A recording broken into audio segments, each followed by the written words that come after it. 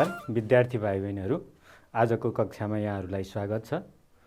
म सन्चै छु, पक्कै पनि भाइ बहिनीहरू पनि सन्चै हुनुहुन्छ र आजको कक्षाको लागि तयार भएर आइसक्नु भएको छ भन्ने आशा पनि गरेको छु।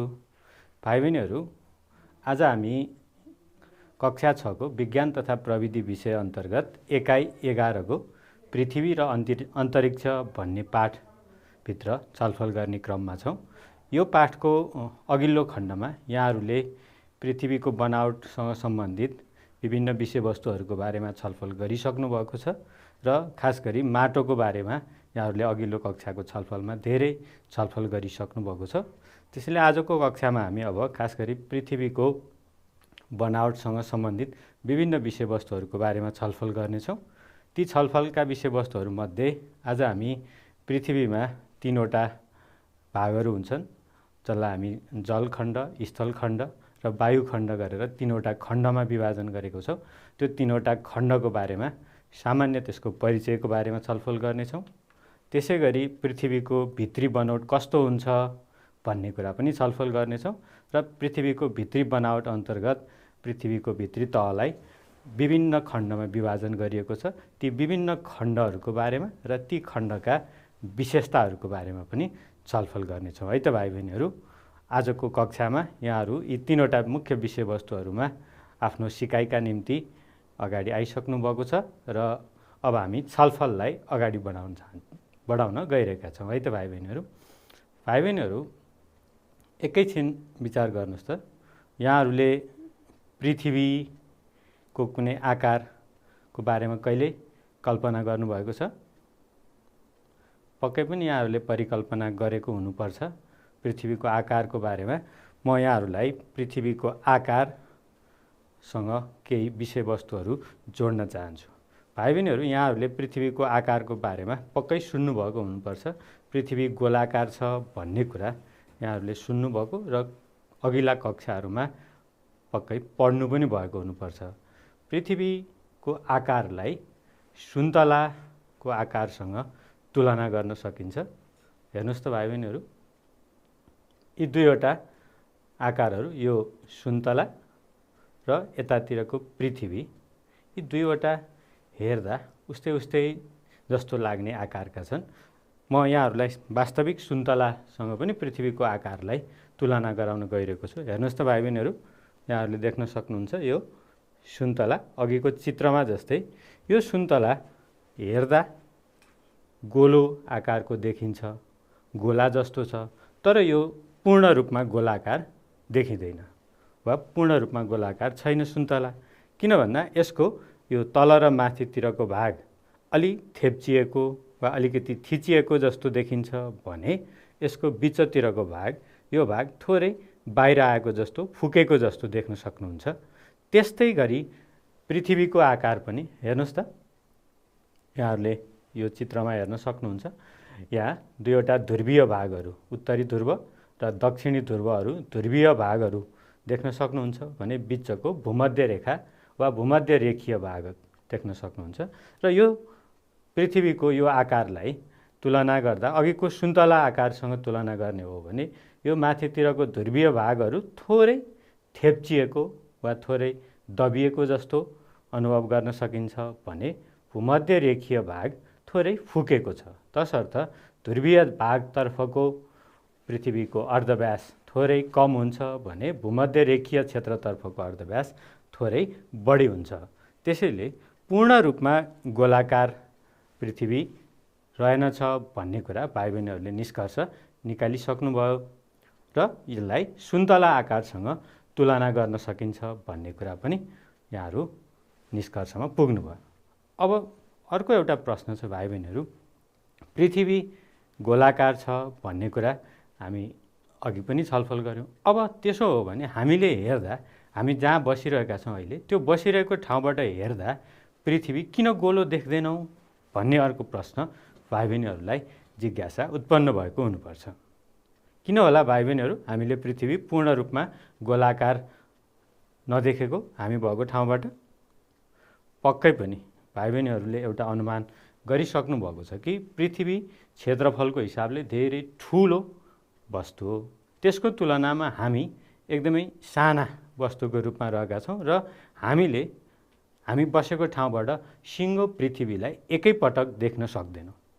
जसरी एउटा ठुलो भकुण्डोमा सानो कमिलालाई राख्यौँ भने त्यो कमिलाले भकुण्डोको सबै भागहरू एकैपटक देख्न सक्दैन। जति भागहरू देख्न सक्छ त्यो देखिएको भागहरू मात्रैबाट पूर्ण रूपमा गोलो नदेखिएको जस्तो हामी पृथ्वीमा पनि कुनै एउटा ठाउँमा रहेका छौँ र त्यो हामी रहेको ठाउँबाट सिङ्गो पृथ्वी सबै देख्न नसक्ने भएकोले हामीले पूर्ण रूपमा गोलो पृथ्वी नदेखेका हौँ र हामी बसेको ठाउँबाट देखिने डाँडा काँडा समथर भूभागहरू मात्रै देखेको कारण चाहिँ हामीले एकैपटकमा सिङ्गै पृथ्वीलाई देख्न नसकेको। यसलाई बाहिरबाट अवलोकन गर्ने हो भने वा टाढाबाट पृथ्वीको सिङ्गो भागको अवलोकन गर्ने हो भने यसलाई गोलो देख्न सकिन्छ भन्ने कुरा भाइ बहिनीहरूले बुझ्नु जरुरी छ। भाइ बहिनीहरू, अब म यहाँहरूलाई आज पृथ्वीका विभिन्न भागहरूका बारेमा छलफल गराउन गइरहेको छु। पृथ्वीका विभिन्न भागहरूलाई खास गरी 3वटा खण्डहरूमा वा 3वटा मण्डलहरू भनेर विभाजन गरिएको छ। यहाँले यो छेउको चित्रमा पनि देख्न सक्नुहुन्छ। हेर्नुहोस् त 3वटा भागहरू। यहाँ यो नीलो खण्ड, यसलाई जलखण्ड, जलमण्डल वा हाइड्रोस्फियर भनिन्छ। पानीको भाग, पृथ्वीमा रहेको पानीको भाग वा जलको भाग, जलखण्डलाई जलमण्डल वा हाइड्रोस्फियर भनिन्छ भने पृथ्वीमा रहेको जमिनको भाग, पानी बाहेक अन्य जमिन जहाँ बोट बिरुवाहरू जीव जनावरहरू रहेका छन् त्यो भागलाई स्थलमण्डल वा लिथोस्फियर भनिएको छ भने अर्को पृथ्वीको सतह वरिपरि चारैतिर रहेको हावाको भाग जसलाई वायुमण्डल वा एटमोस्फियर भनिएको छ। यसरी पृथ्वीको समग्र भागलाई 3वटा खण्डहरू वा 3वटा मण्डलहरूमा विभाजन गरिएर स्थलमण्डल, जलमण्डल र वायुमण्डल गरी पृथ्वीलाई 3वटा खण्डहरूमा वा 3वटा भागहरूमा विभाजन गर्न सकिँदो रहेछ। पक्कै पनि भाइ बहिनीहरूले सुन्नुभएको छ, पृथ्वीमा वायुमण्डल छ, वरिपरि हावाको सतह छ, त्यस्तै जलखण्ड छ, ठुला ठुला पानीका स्रोतहरू, पानीका सतहहरू, समुद्रहरू, महासागरहरू छन्। त्यस्तै जमिनको खण्ड पनि अर्को महत्त्वपूर्ण भाग छ। यसरी पृथ्वीका 3वटा भागहरू रहेछन् भन्ने कुरा हेर्न सकिन्छ। यो चित्रमा पनि हेर्नुहोस् त भाइ बहिनीहरू, यता छेउमा जलखण्ड, जलमण्डल, यहाँ जलीय जीवहरू, वनस्पतिहरू रहेका छन्। अर्कोतिर स्थलमण्डल, यहाँ जमिनमा पाइने जनावरहरू, वनस्पतिहरू आफ्नो ढङ्गले हुर्किरहेका छन् भने यतातिर हावाको भाग वा वायुमण्डल जहाँ बादलहरू देख्न सक्नुहुन्छ, केही हावामा बस्ने चराहरू, किराहरू पनि देख्न सक्नुहुन्छ। यी सबै भागमा जमिनमा, पानीमा र हावाको खण्डमा विभिन्न खालका जैविक वस्तुहरू पनि हुन्छन्। त्यसैले यी 3वटा खण्डमा भएका जैविक वस्तुहरूको समूह वा तिनीहरूको समूहलाई चाहिँ बायोस्फियर पनि भनिएको छ। तथापि हामीले बुझ्नुपर्ने कुरा के हो भने 3वटा खण्डहरू पृथ्वीका भागहरू हुन्। ती 3वटा खण्डहरू जलखण्ड, स्थलखण्ड र वायुखण्ड, अर्थात् जलमण्डल, स्थलमण्डल र वायुमण्डल गर्दा 3वटा मण्डलहरू छन् र यी 3वटा स्थानहरूमा जैविक वस्तुहरू, जीव जनावरहरू पाइने भएको भएर यी 3वटालाई एउटै चित्रमा यसरी देखाउन पनि सकिन्छ। यो भए पृथ्वीका 3वटा भागहरूको कुरा। पक्कै पनि भाइ बहिनीहरूले पृथ्वीका 3वटा भागहरू के हुन् भन्यो भने जलमण्डल, स्थलमण्डल र वायुमण्डल हुन् भन्ने कुरा भन्न सक्नुहुन्छ। अब हामी पृथ्वीको सतहको बारेमा थोरै छलफल गरौँ। पृथ्वीको हामीले बाहिरबाट देख्ने सतह र पृथ्वीको आन्तरिक संरचना अर्थात् पृथ्वीको भित्री सतहको बनावट भिन्न रहेको पाइन्छ। हामीले बाहिरबाट हेर्दाखेरि हेर्नुहोस् त भाइ बहिनीहरू, यो पहिलो चित्रमा देखेको जस्तो पृथ्वीको बाहिरी सतह देख्न सक्छौँ। पृथ्वीको बाहिरी सतहबाट हेर्दा यहाँ पानीका भागहरू, विभिन्न पानीका खण्डहरू, अघि हामीले भनेको जस्तो जलमण्डल देख्न सक्छौँ, स्थलमण्डल जमिनको खण्ड जहाँ बोट बिरुवा वनस्पतिहरू छन्। हामी आफै यही स्थलखण्डमा रहिरहेको छौँ भने हाम्रो वरिपरिको वायुमण्डल अर्को महत्त्वपूर्ण खण्ड हो जसलाई हामीले नाङ्गो आँखाले देख्न सक्दैनौँ, तर त्यही वायुमण्डलबाट हामीले विभिन्न खालका ग्यासहरू आदान प्रदान गरिरहेका हुन्छौँ। अब यो पृथ्वीको बाहिरी बनोट यहाँ चट्टानहरू देख्न सक्नुहुन्छ, अरू विभिन्न भागहरू देख्न सकिन्छ भने पृथ्वीको भित्री सतहलाई हेर्ने हो भने बाहिरी खण्डमा जस्तो जैविक वस्तुहरू पृथ्वीको भित्री भागहरूसम्म पाइँदैनन् र यसको बनावट अलि फरक किसिमको छ भित्री सतह र बाहिरी सतहको बारेमा।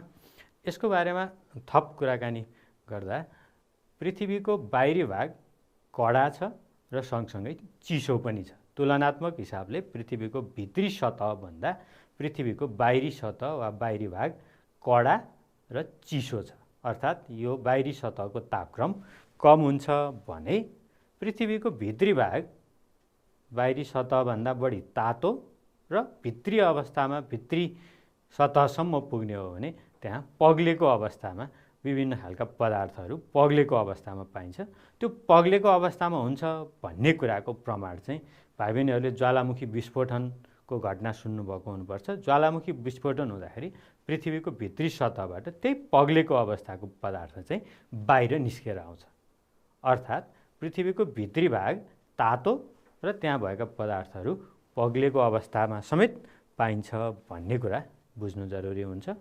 त्यस्तै पृथ्वीको बाहिरी भागमा पहाड, मैदान, समुद्र आदि विभिन्न भागहरू छन्। त्यस्तै ठोस चट्टानहरू र अघिल्लो कक्षामा यहाँहरूले छलफल गर्नुभएको माटो पनि यही पृथ्वीको बाहिरी भागमा पनि प्रशस्त मात्रामा पाइन्छ, जहाँ बोट बिरुवाहरू हुर्केका हुन्छन्। जीव जनावरहरू पनि यही पृथ्वीको बाहिरी सतहमै आफ्नो वासस्थान बनाएर बसिरहेका हुन्छन् भने पृथ्वीको भित्री सतह पग्लेका चट्टानहरू र धातुयुक्त छ। विभिन्न खालका खनिज पदार्थयुक्त धातुहरू र ती धातुहरू पनि कुनै सतहमा पृथ्वीको भित्री सतहका पनि विभिन्न तहहरू छन्। ती तहमा कुनै तहमा ठोस अवस्थामै पाइन्छन् भने कुनै तहमा तिनै धातुहरू वा खनिज पदार्थहरू पनि पग्लेको अवस्थामा समेत पाइन्छ। तसर्थ पृथ्वीको भित्री र बाहिरी सतहको बिचमा केही भिन्नता छ भन्ने कुरा भाइ बहिनीहरूले बुझ्न सक्नुहुन्छ।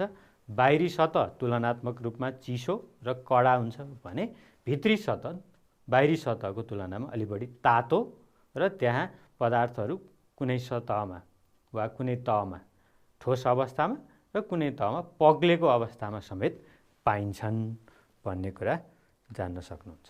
अब त्यसो हो भने पृथ्वीको भित्री सतह कस्तो हुन्छ भन्ने कुराको हामी छलफल गर्नेछौँ र आजको कक्षामा हामी बढी पृथ्वीको भित्री बनावटको बारेमा छलफल गर्नेछौँ।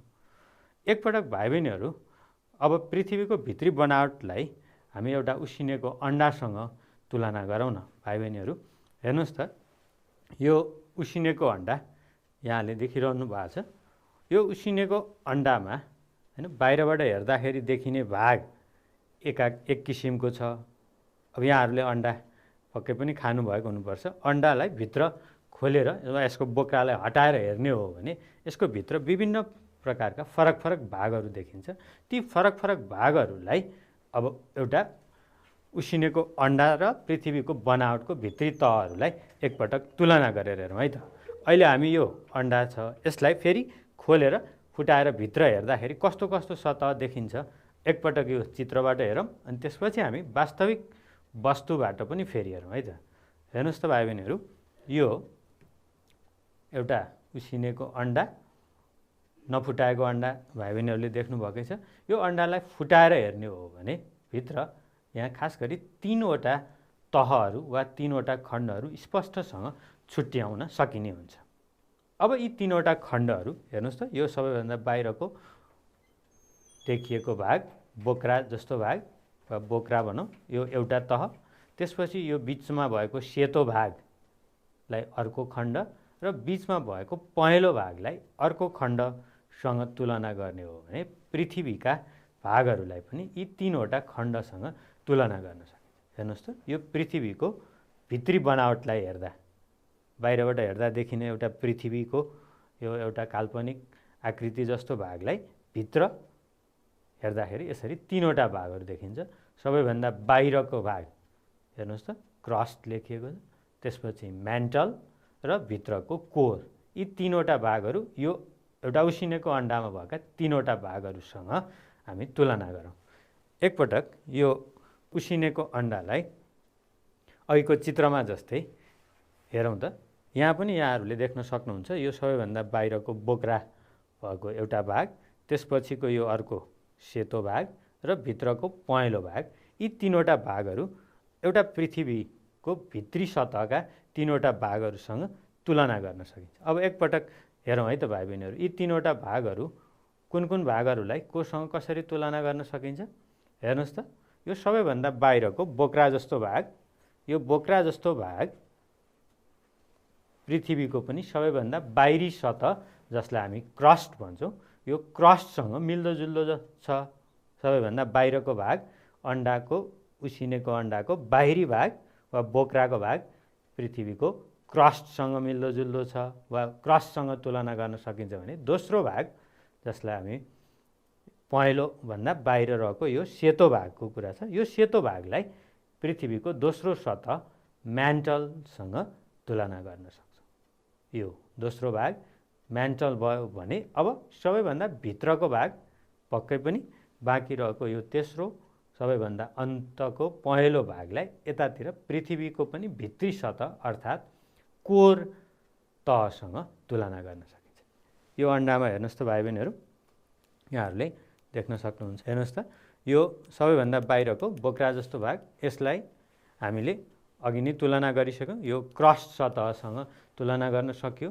त्यस्तै यो चारैतिर भएको हेर्नुहोस् त, यो सेतो भाग, यो सेतो भागलाई दोस्रो तह अर्थात् म्यान्टल तहसँग तुलना गर्न सकिन्छ भने यो सबैभन्दा भित्रको पहेँलो भाग चाहिँ कोर अर्थात् सबैभन्दा भित्री तह, पृथ्वीको भित्री तह जस्तो छ।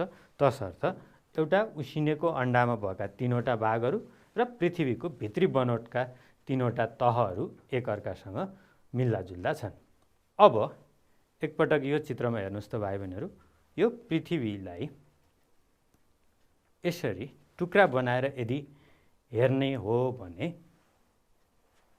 यसमा भएका भागहरूलाई फेरि अघि हामीले अन्डामा भएका तीनवटा भागहरू जस्तो छुट्याएर हेर्न सक्छौँ। सबैभन्दा बाहिरको भाग एउटा, त्यसपछिको दोस्रो,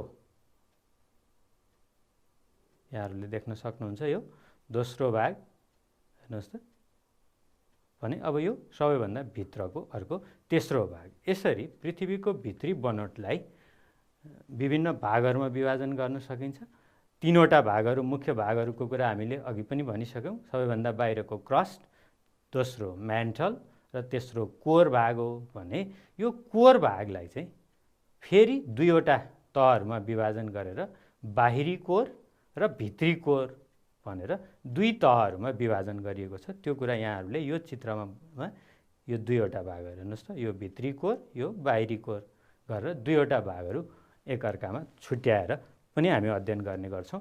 तसर्थ पृथ्वीको बनावटमा मुख्य तीनवटा भागहरू रहेछन्, क्रस्ट, म्यान्टल र कोर, तीनवटा भागहरू भने अब कोरलाई फेरि थप दुई भागमा विभाजन गर्दाखेरि बाहिरी कोर र भित्री कोर गर्दा पृथ्वीको सतह भित्रको बनावटमा चारवटा तहहरू चाहिँ भेटिन्छन् भन्ने कुरा भाइ बहिनीहरूले थाहा पाइसक्नु भएको छ। मुख्य तीनवटा भागहरू र चौथो भाग कसरी बन्यो भन्दा कोर भागलाई, यो सबैभन्दा भित्रको कोर क्षेत्रलाई वा कोर रिजनलाई थप दुईवटा भागहरूमा विभाजन गरेर बाहिरी कोर, आउटर कोर र भित्री कोर, इनर कोर गर्दा चारवटा भागहरू जस्तो देखिन्छ। मुख्य भागहरू तीनवटा र तेस्रो कोर भागका थप दुईवटा भागहरू गर्दाखेरि बाहिरी कोर र भित्री कोरहरू रहेका छन्।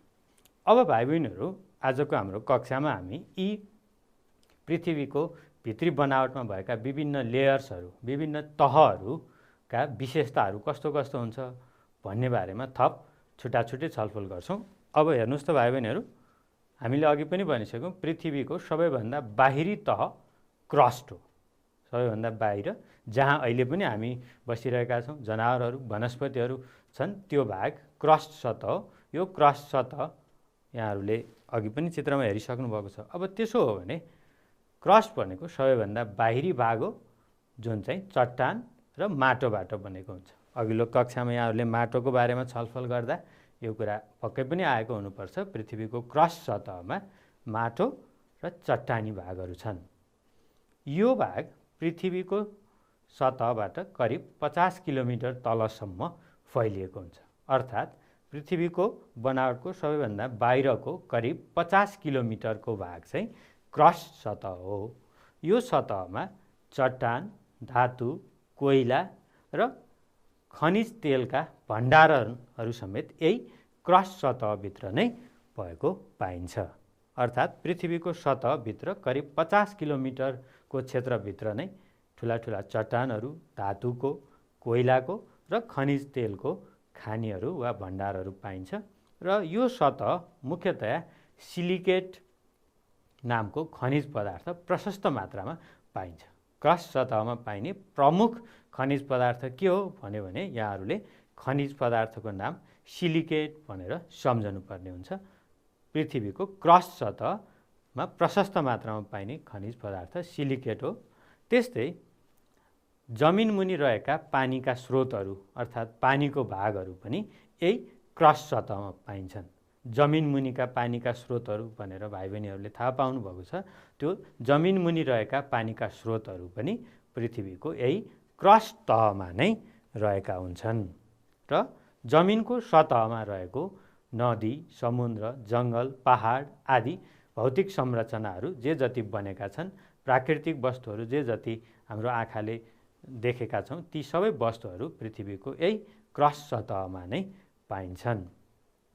यही क्रस्ट सतहमा नै मानिसहरूले आफ्ना मानवीय गतिविधिहरू गर्ने, घर बनाउने, खेतीपाती गर्ने, बोट बिरुवाहरू रोप्ने, बाटोघाटो बनाउने, अरू भौतिक संरचनाहरू बनाउने सबै कामहरू पृथ्वीको यही क्रस्ट सतहमा नै गरिरहेका हुन्छन्। तसर्थ पृथ्वीको क्रस्ट सतहमा मानवीय गतिविधिहरूको प्रभाव बढी हुन्छ।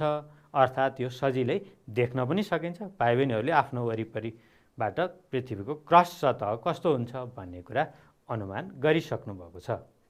अब क्रस्ट पछिको पृथ्वीको भित्री बनावटलाई हेर्दाखेरिको दोस्रो तह म्यान्टल तह हो। म्यान्टल तह क्रस्ट तहभन्दा तलतिर रहेको हुन्छ वा पृथ्वीको सतहबाट भित्र जाँदाखेरिको दोस्रो तह म्यान्टल हो र यसको मोटाइ करिब 2900 किलोमिटर हुन्छ। अर्थात् पृथ्वीको सतहबाट भित्र जाँदाखेरि करिब 2900 किलोमिटर मोटाइ भएको बाक्लो तह, यो अलि बढी बाक्लो हुन्छ, यो बाक्लो तह म्यान्टल तह हो। यसको मोटाइ करिब 2900 किलोमिटर हुन्छ भने यसको सतहको तापक्रम 750 डिग्री सेल्सियसदेखि करिब 2500 डिग्री सेल्सियससम्म रहेको हुनसक्छ। भाइ बहिनीहरू यहाँहरूले अनुमान गर्न सक्नुहुन्छ। हेर्नुहोस् त, 750 डिग्री सेल्सियसभन्दा माथि 2500 डिग्री सेल्सियसभन्दा तल भन्नुको अर्थ म्यान्टल तहको तापक्रम अत्याधिक धेरै हुन्छ। अर्थात् यो तहमा पदार्थहरू तातो अवस्थामा पाइन्छन्। तातो हुन्छ पृथ्वीको क्रस्ट सतहभन्दा बढी भन्ने कुरा तुलना गर्नुपर्ने हुन्छ। त्यस्तै यो भागमा कडा सिलिकेट, फलाम, म्याग्नेसियम जस्ता खनिज पदार्थहरू पनि प्रशस्त मात्रामा पाइन्छन्। पृथ्वीको म्यान्टल तहमा क्रस्टमा प्रशस्त मात्रामा सिलिकेट पाइन्छ भनेका थियौँ भने म्यान्टल तहमा सिलिकेट बाहेकका फलाम, म्याग्नेसियम जस्ता अन्य खनिज पदार्थहरू पनि प्रशस्त मात्रामा पाइन्छन् भने यो तहका चट्टानहरू क्रस्ट तहमा पाइने चट्टानहरूभन्दा 2 देखि 3 गुणा बढी खँदिला हुन्छन्। अर्थात् यिनीहरूको घनत्व बढी हुन्छ। यो तहमा पाइने चट्टानहरू क्रस्ट तहमा पाइने चट्टानहरूभन्दा 2 देखि 3 गुणासम्म बढी खँदिला वा बढी घनत्व भएका चट्टानहरू पाइन्छन्।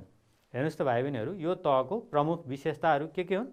यसको मोटाइ करिब 2900 किलोमिटर हुने, तापक्रम 750 देखि 2500 डिग्री सेल्सियससम्म हुने, सिलिकेट, फलाम, म्याग्नेसियम जस्ता खनिज पदार्थहरूबाट म्यान्टल तह बन्ने र क्रस्ट तहभन्दा पनि यहाँ बढी खँदिला चट्टानहरू पाइने चाहिँ यो तहको प्रमुख विशेषता हो।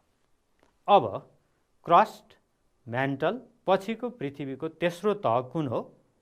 पक्कै पनि भाइ बहिनीहरूले अनुमान गरिसक्नु भएको छ। अघिको हाम्रो छलफलमा पनि आइसकेको छ, पृथ्वीको तेस्रो तह कोर तह हो। कोर तहभित्र पनि दुईवटा तहहरू, बाहिरी कोर र भित्री कोर गरेर दुईवटा भागहरू छन्। हेर्नुहोस् त यो चित्रमा यहाँहरूले यी दुईवटा भागहरूको संयुक्त रूप चाहिँ कोर तह हो भने कोर तहमा म्यान्टल पछिको तह बाहिरी कोर र बाहिरी कोर पछिको सबैभन्दा भित्र वा केन्द्रतिर भएको केन्द्रीय भाग चाहिँ भित्री कोर हो। अब हामी बाहिरी कोरको बारेमा थोरै छलफल गर्नेछौँ। यहाँहरूले यो छेउको चित्रमा पनि हेर्न सक्नुहुन्छ। म्यान्टल तहभन्दा तलतिरको भाग बाहिरी कोर हो। बाहिरी कोरको मोटाइ करिब 2100 किलोमिटर जति हुन्छ र यो तहको तापक्रम 2500 देखि 3000 डिग्री सेल्सियससम्म हुन्छ। यसको अर्थ भाइ बहिनीहरूले तुलनात्मक रूपमा हेर्दै आउनुभएको छ।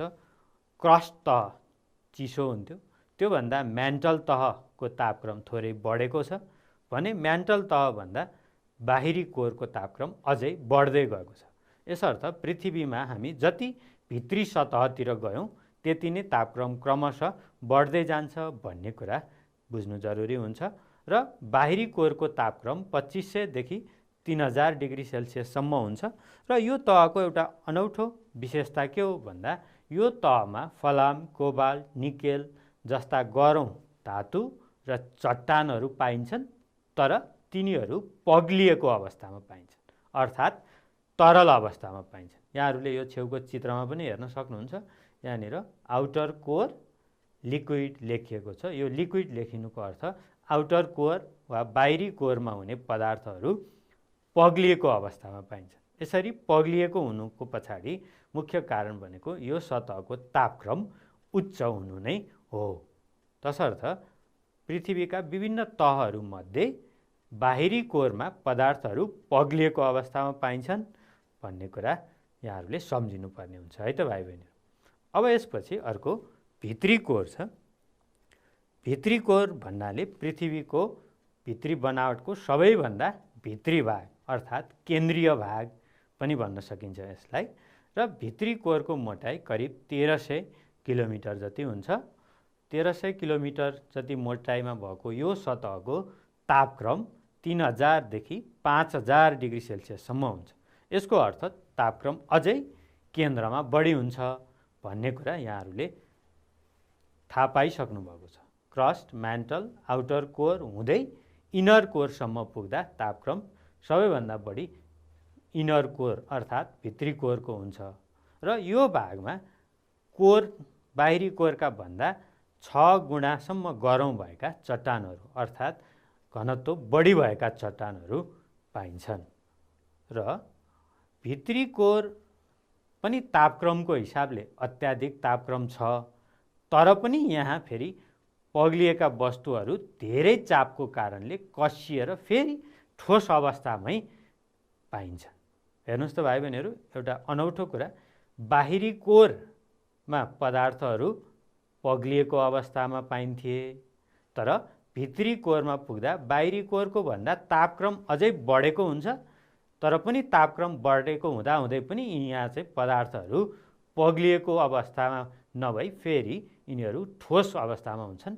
यसरी भित्री कोरमा पदार्थहरू ठोस अवस्थामा पाइनुको कारण, तापक्रम उच्च हुँदाहुँदै पनि ठोस अवस्थामा पाइनुको कारण चाहिँ यहाँ अत्याधिक चाप हुन्छ, अर्थात् खाँदिएर बसेको हुन्छ पदार्थहरू। पृथ्वीको सबैतिरको चाप चाहिँ केन्द्रमा चाप बढी पर्ने भएको भएर चाप बढी भएको अवस्थामा पदार्थहरू पग्लिएको अवस्थामा नभई ठोस अवस्थामा पाइन्छन्। तसर्थ यो पृथ्वीको बनावटमा क्रस्ट र म्यान्टल तह र भित्री कोरमा पदार्थहरू ठोस अवस्थामा पाइने र बाहिरी कोरमा पदार्थहरू तरल अवस्थामा पाइने एउटा विशेष खालको गुण वा अनौठो गुण पनि रहेको छ। अब हामी अहिलेसम्म हामीले अध्ययन गरेका यी पृथ्वीका भित्री तहहरू एकअर्कामा थोरै तुलना गरेर हेरौँ है त भाइ बहिनीहरू। यी विभिन्न तहहरूमध्ये पहिलो तह क्रस्ट थियो, जसको मोटाइ करिब 50 किलोमिटर, पृथ्वीको सतहबाट करिब 50 किलोमिटर भित्रसम्म थियो भने यहाँको तापक्रम जति पृथ्वीको सतहमा जति तापक्रम छ त्योभन्दा भित्र जाँदाखेरि तापक्रम क्रमशः बढ्दै जान्छ र भित्रसम्म पुग्दाखेरि वा क्रस्ट तहको अन्ततिरसम्म पुग्दा यसको तापक्रम करिब 750 डिग्री सेल्सियस जति पुग्छ भन्ने कुरा अनुमान गरिएको छ भने पृथ्वीको बाहिरी सतहको तापक्रम चाहिँ तुलनात्मक रूपले कम हुन्छ, अर्थात् थोरै हुन्छ। यो तहमा पदार्थहरू ठोस अवस्थामै पाइन्छन् र यहाँ सिलिकेट, खनिजयुक्त चट्टान, धातु, कोइला, तेल तथा खनिज पदार्थका अन्य खानीहरू यही क्रस्ट तहभित्र पाइन्छन्। त्यस्तै म्यान्टल तहको मोटाइ करिब 2900 किलोमिटर छ, जुन तहको तापक्रम 750 देखि 2500 डिग्री सेल्सियसको बीच रहेको अनुमान गरिएको छ। यो तहमा पदार्थहरू ठोस अवस्थामै पाइन्छन्।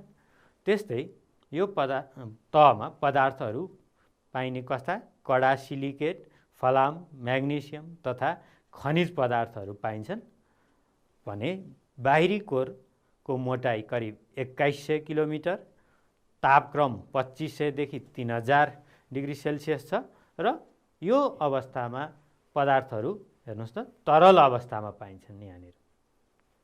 र कस्ता पदार्थहरू फलाम, कोबाल्ट, निकेल जस्ता गरौँ धातु र चट्टानहरू पाइन्छन् तर पग्लेको अवस्थामा पाइन्छन् भनिएको छ भने सबैभन्दा भित्र अथवा केन्द्रमा रहेको भित्री कोर जसको मोटाइ 1300 किलोमिटर जति, तापक्रम करिब 3000 देखि 5000 डिग्री सेल्सियससम्म। हेर्नुहोस् त यहाँ क्रमशः तापक्रम बढ्दै गएको छ। क्रस्ट तहमा भन्दा म्यान्टलमा भन्दा बाहिरी कोर, बाहिरी कोरमा भन्दा भित्री कोरमा तापक्रम अझै बढ्दै गएको छ। तथापि यो तहमा पदार्थहरू ठोस अवस्थामै पाइन्छन्। ठोस अवस्थामा पाइनुको कारण चाप बढी भएको कारणले हो भनिएको छ र पाइने पदार्थहरू चाहिँ बाहिरी कोर र भित्री कोरमा उस्तै खालका पदार्थ पाइन्छन् तर त्यो पदार्थको अवस्था मात्रै तरल अवस्था र भित्री कोरमा ठोस अवस्था गरेर यति मात्रै फरक भएको कुरा भाइ बहिनीहरूले जानिसक्नु भएको छ। भाइ बहिनीहरू, अब म यहाँहरूलाई एउटा सानो अभ्यासमा जोड्न चाहन्छु। हेर्नुहोस् त यो के को चित्र हो? पक्कै पनि यो यहाँहरूले अघिदेखि छलफलमा धेरै पटक दोहोरिसकेको विषय छ। यो पृथ्वीको भित्री बनोटको चित्र हो। अब पृथ्वीको भित्री बनोटमा यहाँ 4वटा भागहरू छुट्याइएको छ। यी भागहरू के हुन् भन्ने कुरा यो छेउमा नाम पनि दिएको छ।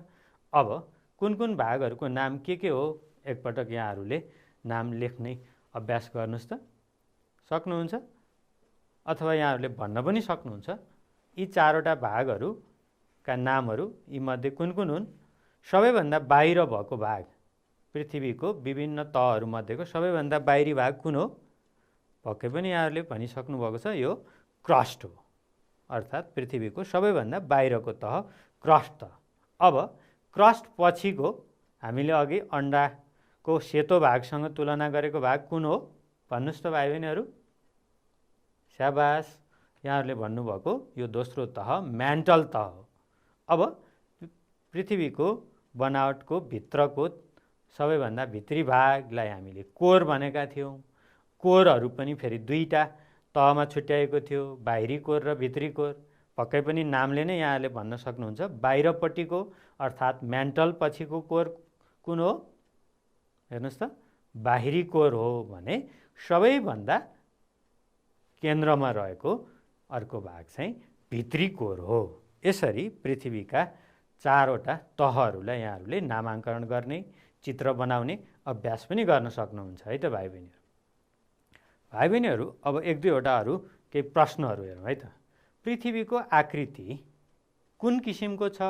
अर्थात् पृथ्वी कस्तो आकारको छ? भन्नुहोस् त भाइ बहिनीहरू। पक्कै पनि अघि यहाँहरूले सुन्तलासँग तुलना गरेकोबाट सम्झिनु नै भएको छ। पृथ्वीको आकार गोलाकार छ, तर पूर्ण रूपमा गोलाकार चाहिँ होइन है भाइ बहिनीहरू। यहाँहरूले यो कुरा सम्झनु पर्ने हुन्छ। अर्को प्रश्न हेरौँ त। पृथ्वीको सतह वरिपरि रहेको हावाको बाक्लो आवरणलाई के भनिन्छ? पृथ्वीको 3वटा भागहरूको कुरा गरेका थियौँ हामीले, जलमण्डल, स्थलमण्डल र वायुमण्डल। त्यो मध्ये पृथ्वीको सतह माथि रहेको हावाको बाक्लो आवरण के हो? वायुमण्डल हो। यहाँहरूले यो कुरा जानिसक्नुभएको छ।